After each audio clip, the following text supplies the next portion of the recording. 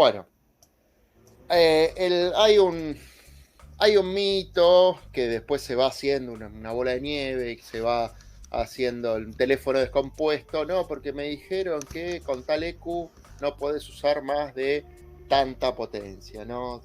Ponele que eran 350, ¿no? O sea, que serían 80 caballos, son 360, 320, bueno, un poquito más, 85 caballos Por cilindro. por cilindro, ¿no? ¿Qué pasa? Decís, no, tal no puedes usar. Bueno, ¿por qué? ¿No? Y te dicen, no, porque falla el encendido con esa eco, ¿no? Claramente, o sea, hacer tantas cosas.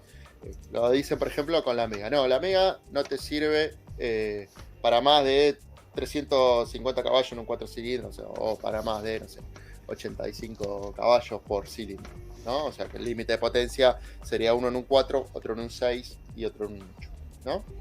¿Y en qué se basan para hacer tal afirmación? ¿No? Decir, no, porque no te da la potencia de encendido. Bueno, hay una suma de cosas acá, ¿no? Que si bien yo no digo que no le pueda haber pasado, de ahí a generalizar o afirmar o decir tal cosa, la Mega, que tiene también sus características, la Mega, de quién la armó, qué la hizo, con qué cosa, de qué forma, que ese es uno de los grandes problemas, digamos, que viene arrastrando. Entonces se generaliza y es la Mega. Entonces, no, porque es un tema de encendido. A ver, un tema de encendido de qué? No, porque los drivers. Bueno, primeramente puede ser que la EQ tenga los drivers de potencia que maneja en forma. Tengo un broche acá porque siempre hay algo que tengo en la mano. Que maneja la bobina, que maneja una bobina sin módulo, o que tiene bobina con módulo. En el caso de tener bobina con módulo, respecto al encendido, no voy a. O sea, la EQ en sí no tiene ningún tipo de injerencia en cuanto a la potencia que pueda llegar a tener encendido. Eso va a depender de mi sistema de encendido, de mis bobinas, los módulos que tenga, sean externos o incorporados a la bobina, o si tengo un sistema de descarga capacitiva, o lo que sea, pero lo único que va a dar la EQ en ese caso es la señal y va a ser lo mismo. La EQ que sea en cuanto a potencia de encendido. Después, si te da el mismo avance en todos los cilindros, es otra cuestión. Pero ahí no tiene nada que ver respecto a la potencia de encendido. Ahora bien, si la EQ tiene los drivers de potencia incorporados, sí, el driver de potencia puede ser que te esté limitando, ¿no? la energía que vos tengas en el encendido y puede, o incluso también puede estar limitado, por la energía puede estar limitado respecto a las bobinas que puedo llegar a usar. Si por ejemplo pones, hay un tema en la Mega, estamos hablando hace varios tiempo, el del BB, el BB921. Se usaba un driver, ¿no? Porque venían en la seco para armar y demás. Se usaba este driver, BB921, ¿no? Un driver con encapsulado, con el TO220, ¿no? Es ese ahí de la izquierda, ¿no? Y fíjense ahí la especificación. Bueno, la tensión de clamping, o sea, en cuanto deja el reflejo del primario, llegaba hasta 340 volts. Y la corriente limitaba en 7 amperes y medio, ¿no? Bueno, ¿qué pasa? Si vamos un pelito más abajo, que está un diagrama de bloques, ahí está. No, ¿qué pasa? Está el diagrama, ese de ahí, ¿no? Lo que sería el diagrama de bloques, tiene una resistencia, ¿no? Bueno, tiene unos C, tiene internamente lo que serían unos Zener, que son los que limitan la tensión, y tiene una resistencia de limitación de corriente. Bueno, ¿qué pasa? ¿Cómo limita la corriente? La corriente la tiene que limitar en forma lineal, ¿no? Entonces, cuando le empieza a limitar la corriente, lo que pasa a ver es que el driver básicamente se derretía, ¿no? Porque no puede, para limitar la corriente, como es que funciona el encendido, cortarle la circulación de corriente porque saltaría la chispa. Y si le hace saltar la chispa antes, lo avanza y estamos teniendo mayor avance encendido. Pero no era el tema del mito que reportaban respecto al avance, sino era en cuanto a la potencia. ¿Qué pasa? El driver, por esas características y demás, si bien en la especificación acá no está la resistencia, lo que se llama la RDC-ON, que es la resistencia que tiene en activación, pero eso también, digamos, me está influyendo porque es lo que me disipa, va a ser lo que se me caliente. Y también, bueno, más abajo ya es más técnico, ¿no? Está cómo me varía la corriente, bastante más abajo, cómo me varía la corriente de limitación, por ejemplo, en función de la temperatura que tiene el encapsulado, ¿no? Ahí el de la izquierda, high current limit versus el izquierdo abajo. Ese ahí, y vemos cómo la corriente, digamos, a una temperatura más baja es un semiconductor, ¿no? Está limitado a una temperatura que ponele que sean, si la escala es lineal, serían 25 grados, tiene la máxima la máxima corriente, y después a medida que va tomando más temperatura, que esto no es temperatura ambiente, esto es temperatura que debería temperatura de la juntura, que ni siquiera es la temperatura del driver en sí. Pero bueno, ¿qué pasa? Con estos drivers sí te podías llegar a encontrar, digamos, esas cosas. Ahora, no es un tema de la ECU en sí, no es un problema que es una limitación de la ECU, es una cuestión de que si yo a la misma ECU que tiene esos drivers, yo agarro y le pongo, por ejemplo, poner el otro detallito.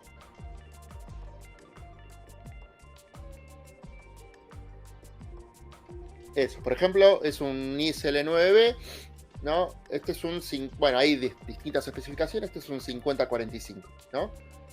Bueno, ahí ya vemos que esto es no tiene limitación de corriente, nada, ¿no? Y es, o sea, en donde lo configuras mal, normalmente muchas veces pasa que esto, por ahí te quema la bobina, el driver se desuelda y lo pones y sigue andando, ¿no? ¿Por qué? Porque si vamos a la especificación de este driver, ¿no? Un poquito más abajo, ahí nomás, ¿qué pasa? Vemos que la corriente, ahí está, la corriente a 25 grados, ¿se acuerdan que en el otro teníamos la gráfica como iba y a 25 grados, que teníamos la máxima corriente y después caía? A 25 grados tiene o sea, puede manejar máximo 51 amperes, ¿no? Como bastante para una bobina.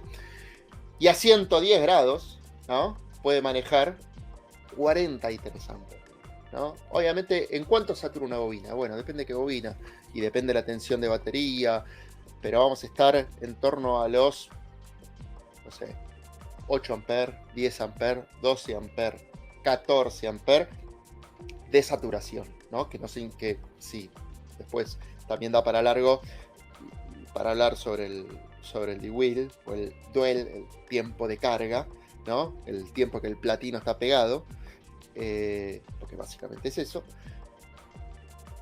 Eso va a ser también lo que caliente, y ese también es otro gran mito como el avance, que si bueno, más avance le doy, más potencia tengo, no es que le doy más tiempo de carga y voy a tener más energía de chispa. Una vez que satura, por más que le siga dando tiempo de carga, lo único que hago es calentar el driver y la bobina. Ahora, ¿qué pasa? Cuando ves eso, que ese mito está basado en esa limitación, y en parte es o sea, nunca hay que pensar mal de nadie, es desconocimiento, una ignorancia de haber probado una cosa y no conocer, digamos, otra. Con lo cual, lo dejo abierto públicamente. Aquel que diga, no, porque tiene limitación, yo equipos tengo para probar, así que con el equipo que quieran, probamos en un banco en el mismo momento y vamos a ver que no hay diferencia de potencia si la puesta a punto es igual, ¿no? Y en cuanto a la potencia encendido, no vamos a tener problema. Si llega a ser una cuestión, si es un auto que tiene bobina con módulo o un módulo externo o un descarga capacitiva, o sea que no lo maneja la ECU, obviamente ya por definición no podemos tener diferencia. Y si la potencia la maneja la ECU, solamente tener una ECU que sea capaz de poder manejar la potencia. Cuando hablo de ECU digo con los componentes. Bati.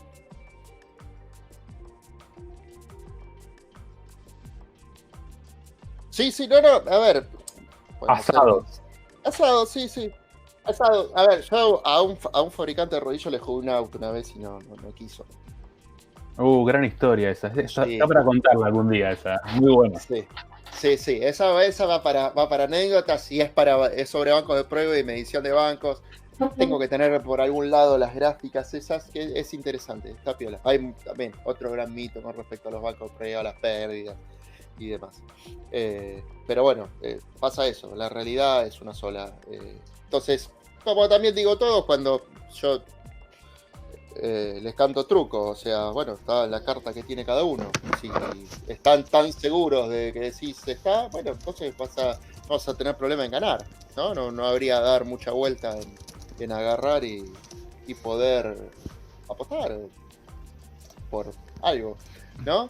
Pero bueno, nada, queda abierto, ¿no? O sea, para aquel que dice, o sea, es muy sencillo, porque podemos hablar y hablando puedo hacer el cohete a la luna, pero vamos a los hechos. Bueno, ahora estamos un poquito más complicados en cuanto a movilizarnos, pero en algún momento que esto ya se normalice un poco, a ver, podemos ya ir agendándolo. Así que aquel que lo quiera probar o tenga una duda y demás, no hay problema.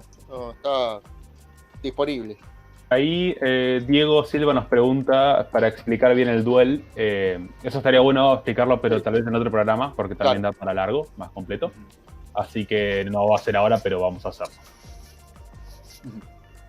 Sí, bueno, ahí otra pregunta de Dami. ¿Qué otra EQ maneja potencia de encendido aparte de la Mega? Acá localmente no se me ocurre nada de EQs que tengan incorporados los drivers adentro. No, es que tiene un sentido también no usar los drivers incorporados. Es un tema de ruido, o sea, es un tema de ruido, es un tema también de disipación, ¿no? Porque esa energía, digamos, vamos a tener que disiparla, vamos a tener una fuente de ruido por el consumo de corriente que vamos a tener y del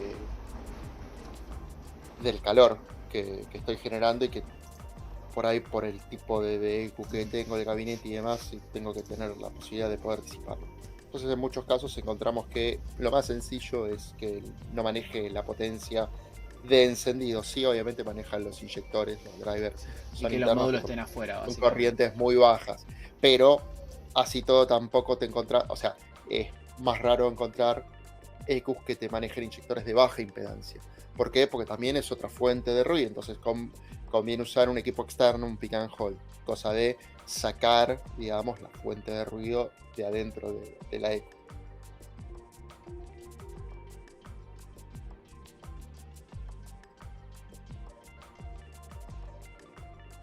De las cosas. Claro, de vuelta como todo, no hay que quedarse con un mito. Y si bien te lo pueden explicar con una razón científica lógica, ¿no? Que respecto a la energía del salto de chispa y demás, ahí la falla que están teniendo en esa explicación es considerar que eso, o sea, generalizar en la Mega que es todo una sola cosa y que en todo va a ser lo mismo. Yo, de hecho, esa misma Mega que tienen un problema de encendido, te cambio a esa Mega, físicamente esa Mega, te cambio el driver encendido y dejas de tener ese problema. Sí, se termina el problema. Justamente.